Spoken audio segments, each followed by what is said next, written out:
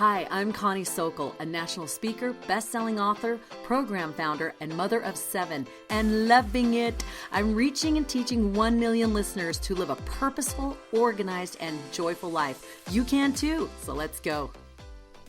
Welcome back to Money Mindset Mentors. We are here, me and Amy. We are short in numbers today. That's okay. We've got some great questions. And we are excited to jump right in. Today, we are going to be talking about the questions that you viewers have and the things that you guys have asked us to help you guys with in order to move forward in all money matters. So we're going to go ahead and start with Amy. Amy, go ahead and tell us your question and let's dive in. Thank you. So the question that I have been getting a lot lately, and I think just like we briefly discussed, is really on a lot of people's minds is it really the right time to buy real estate? Obviously, there are all things money, and you have, the stock market and Bitcoin and all kinds of different investment properties, like different places that you can put your money. Real estate is obviously where I operate most often. And so I get the question a lot and have more recently gotten the question, is it even the right time? Like, is it the right time to buy real estate when, we're kind of in this weird space where they're still a little bit high. They've definitely fallen. We've definitely seen decreases overall in the price points in Utah and across the country. But is it really the right time? We still are a little bit high on the scale for price points, and our interest rates have spiked. So I'm working with multiple clients right now that are still looking to buy, and I advise them that if the numbers work, then it's something that is something that we definitely want to still move forward on. This is not something that we're buying and flipping. We're not looking at a short-term, goal here. We're looking at the marathon. So and honestly, a lot more properties are not working on an analysis side right now. So it was tough to make them work before. And now we're really just seeing there's a lot of properties that you just have to, check off. Nope, not going to work. So my advice always is think about the big picture. Are we talking about how long are we going to plan on holding this property? Are we planning on holding this property for 3 to 5 years? That influences whether or not we're going to do things like buy down the rate and do some of these other things. Are we planning on holding to 7 to 10 years? Are we planning on this being a long-term investment? Is it a new property? Is it an old property? So there's a lot of things to consider, but I would hate for people to be scared away from real estate, just based on the fact that we're kind of in this weird space in the market. If the numbers work, they work. If they don't, they don't work. I bought my first property in 2005. 2006, early 2006. And so it was right before the market, quote unquote, right, crashed in 2008. And I actually still own that property today. And so if you are thinking, and so we're doing the same things, we were bidding prices up and removing contingencies when we're writing offers, even back then. And so for me, I look at it and I'm like, man, that property's done a lot for me. It's, offered me a lot of great benefits, a great, depreciation over the years, and interest write off, and cash flow and loan pay down. And so I would advise anybody that's looking right now to kind of get, again, back to like being really clear on your goals. Really, what are you buying the property for? You really, you're buying this to hold this. And if those numbers work for you, they work for you, and they are going to work now. And then if interest rates fall, say the spring, like maybe Q1, early Q2 of next year, like they're maybe projecting, can we refinance and be even in a better position? So that's the question that I have been asked a lot lately. What about you, Amanda? Oh my gosh, I'm going to jump into mine in just a minute, but many juicy things that you said. There were a couple things that I absolutely love that I want to spin back to and ask go a little deeper on. When you said twice, if the numbers work for you, what number should we be looking at? Like what does that mean when you say that? Okay, so For me, analysis, like a really deep dive on analysis. So I have some basic numbers that I like glance at. We want to know what our gross income is on the property versus what our purchase price on the property is going to be, because that is going to give us like right away a little bit of a get-go. That ratio in Utah stays fairly close. And so that's our first thing. That's our first, cross it off the list kind of check mark box. So I would say gross rents to per price ratio is going to be the first thing. If that's kind of okay, then I kind of want to dig in further. And then we have to analyze a lot of things when it comes to properties, because owning a property is not just like, okay, hopefully then they can, make the payment, right? Like you own that property, you're responsible for if the sewer line goes bad or if your HVAC breaks down. And so those are things that are called, and I don't know how deep you want to get, but those are called capital expenditures. So those are going to be things that are going to be big ticket items. And so the next thing that we're going to do is, okay, we kind of have like our basic gross income to price ratio. And then we're going to take and look at property. When was property built? Property was built in 2020. So we're not going to have any capital expenditures first, right? That roof doesn't need to be replaced. The siding is fine on it. We're not going to have any issues with any of those big ticket items. So big ticket items are going to be our capital expenses. Those we're going to want to take and break apart over how long their average lifespan of those things are. And that can be broken down pretty easily into a pretty concrete regular number based on when it was built. And then the next thing we're going to want to do is just regular cleanance kind of stuff that you're going to be responsible for. So like maybe potentially, and every situation's different. So again, I don't know how deep you want to get, but like there's stuff that's going to be charged to a tenant, and then there's going to be stuff that's charged to an owner. But you're going to want to account for some of the littler items. You know what I mean? Like maybe a window getting broken, or like just littler things that are not going to cost you thousands of dollars, but maybe on a turn we can't really assign that to a tenant because of this. And so just general wear and tear of the property is a landlord's responsibility. And so you're going to want to account for those expenses. Then you're going to want to account for taxes. You're going to want to account for insurance. You're going to want to account for a property manager. If you don't want to manage your own property, I always advise people to run numbers with property management, even if they plan on managing their own to begin with, because you may decide that you want to manage this property. And I think it's a wise decision. It's especially when you're starting. Difficult path to know, but it does, where our market is tight, and most markets are, it does give you a little bit of a leg up. It maybe gives you $100, $150 a month in cash flow. And although that seems really small, it's big. And so even if you account for that in a few years, as your property appreciates, as your rents continue to go up, then all of a sudden you do maybe have that space for a property manager. And so those are all the basic things that you're going to be looking at as far as your expenses sides go.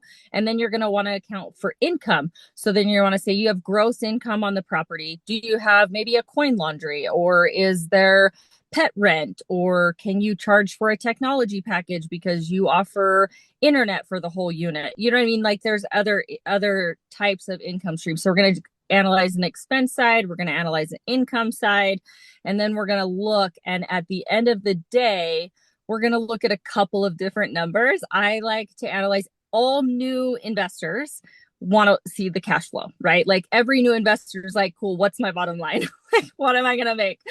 That's a super important number. It's short-sighted.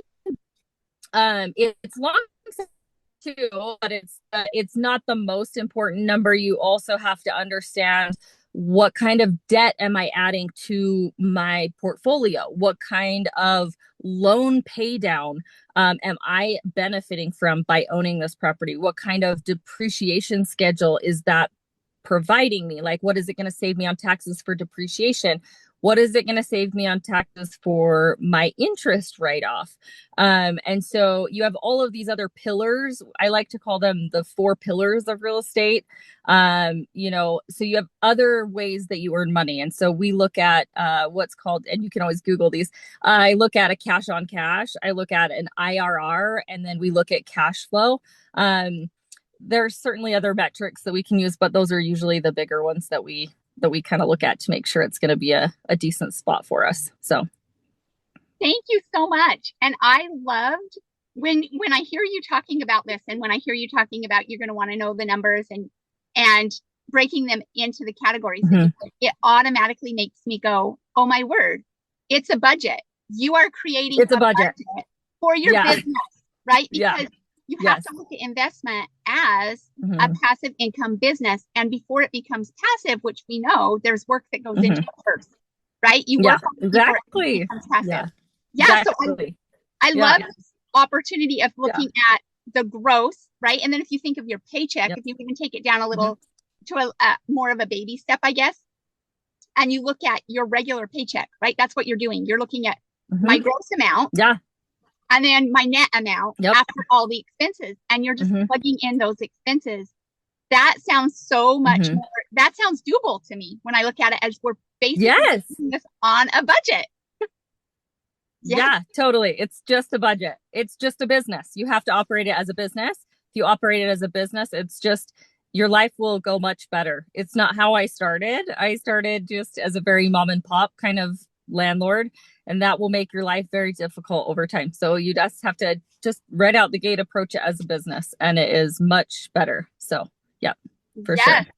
Thank you for that. I absolutely love that. The question that I've been asked multiple times and I love is, how long does this take you? Because it sounds like, yes, that's the dream and everybody wants that, right? That's definitely the path. And a budget sounds great, and paying down debt sounds great, and getting those numbers where we want them to be sounds great, and investing, but that sounds like a marathon. And how long does it take you? And my advice is that's on an individual case, right? That depends on where you're sitting when you start. And I like to talk to people when they say about debt, right? Like, oh, I have so much debt, I just don't know what to do. And I tell them all the time, and I love this quote, and it's Chris Hogan says it all the time. And he says, you can wander into debt, but you can't wander out. You cannot. Certainly. Yeah. So here you've wandered into this. You didn't understand how it worked. And now you find yourself with this large sum of debt, and you're in this hole, and you have 2 tools at your disposal. You have a shovel and you have a ladder. Both of them. Oh, I like that. Yes. Both of them are work. Each one of them are hard, and it's going to be work, and it's going to take you a while to figure it out, right? And you're going to either grab your shovel and you're just going to keep digging yourself further in the mess that you have, or you're going to grab that ladder and you're going to drop the shovel and you're going to start climbing out. My own personal story, you guys, I had $68 to my name. $68 when I went, hey, my desire is not to be here again. My desire is to use the ladder. And it's going to be hard, and it's going to take focus and laser beam focus. Like, it was, me and my husband had to say, okay, when you're trying to get out of a mess, I don't know if you guys are like this. I don't know if you're like this, Amy. I am so like this. It's like cleaning out my pantry. And the way I clean out my pantry is I take everything out and I sit up on everything goes out. Everything at the same time. I'm just everything. Chuck it out. Get it out as fast as you can. And then once it's out, I look at it and I'm so overwhelmed that I just want to have my little magic wand, and I just want to go back to the pantry, right? But the reality is I have to focus on one shelf at a time. And when you are starting this process, it is one step at a time. If you really if your numbers are not looking good, and you're not ready to invest yet, right? Be laser focused on the debt. How do I eliminate some debt so that I'm sitting in a good place, that I can get a good interest rate, or I can buy down that rate? Correct me if I'm wrong. When you buy down a rate, does that go off of a credit score or no? It does not. So it does, because it starts with a credit score. but the lenders will allow you to do a buy down of the rate. There's actually some pretty interesting financing structures right now. And as far as sellers are going, we're seeing a lot of flexibility. Like they're contributing to closing costs again, which those closing costs, if you're getting $8,000 to $10,000 in a closing cost credit, you can use that money to buy down your interest rate. And so there's some 210 or some 710 arms that I've seen. So there's just starting to be new products with the lending scene because they're trying to solve this problem too. They're trying to solve this problem. So how did you're wonderful at budgeting. And so when I like what you said, it is totally going to depend on, each person. If it does depend on what market you're buying in. So I think, what market are you looking at when you're doing your investment? Tell me, go a little deeper. Explain a little more about what do you mean by what market am I looking in?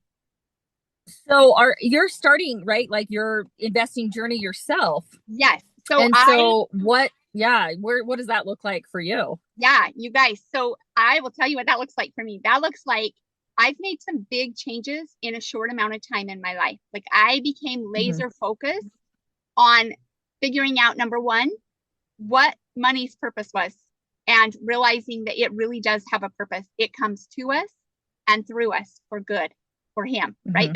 That's what we do with it. We use it for good. And so I really started this laser focus, and it started the steps of I needed to get out of debt, and I needed to make sure I had some passive income. So I've just done those Dave Ramsey baby steps, and investing comes down the line a little bit. And that's where I'm at right now. So I'm to the point where if I was to look at the Dave Ramsey step, I am now I need to start doing some investing. I have never done this before, nor did I. This really wasn't an interest point for me.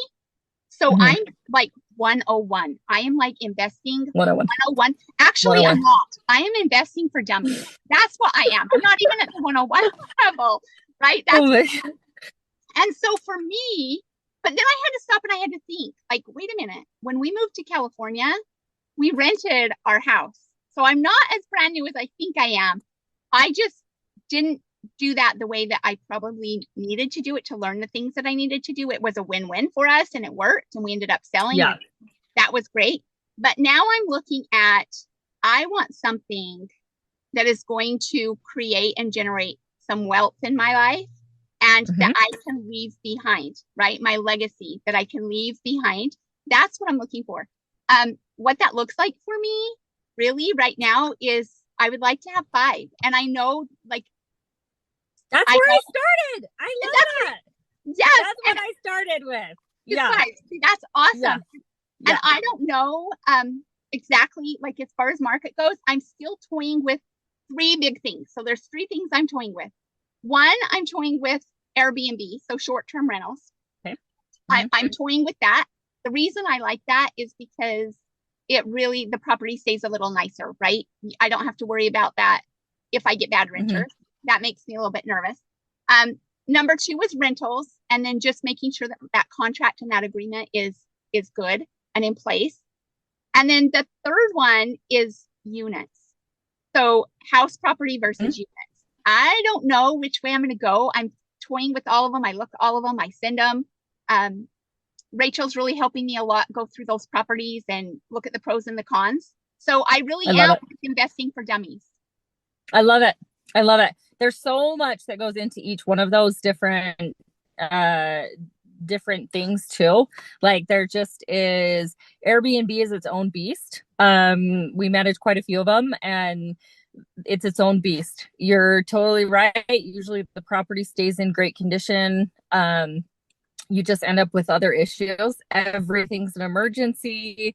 Like if a guest is coming to stay for 3 days and the air conditioning goes out, it's not like a long-term tenant. It's not like, oh, I'm sorry, everyone's booked and we can't get anyone out there until Friday. They will leave your property if the air conditioning is not working, and you will be penalized for it. So there are just other issues. Long-term tenants too, same thing. There's just their own, that's another beast. It's its own beast. But I think you're in good hands. Rachel's awesome. I've worked with her for a while and she is phenomenal. So I'm super excited. Market wise, I think you have to really be careful what market you go into. You have to know the market. You need to call and talk to property managers. So if, for example, if someone saved $80,000 and that's what they have, that's not going to get you a property in Utah unless you're going to own or occupy that property. So if you've saved $80,000, your market is probably going to be Indianapolis or, Memphis, or you're looking at some of these other, Florida, Orlando, like some of those other markets, and you just have to be, make sure you're doing your due diligence. And I think that you'll find like good markets to, invest in. So, and that's for anybody, anybody, as long as they're doing their due diligence and making sure that they know the stuff that they need to know, then they're good. So, yeah. Yes. And I love knowing that there's always a good deal. And it's always a good time to buy. And you'll find that deal. You'll find what you're looking for. You don't need to rush out and hurry and get it. Because I know a lot of people would say to me, if you're really going to do this, then you need to do it before this date, because don't you know interest rates are going to go up? And it caused a little bit of panic inside of me. Like, I know it like makes you panic. Yeah, but it's not. It's just fear-based and it's silly, and they don't know what they're talking about, and they're just parroting other things that they hear. So, yeah. And I just went, wait.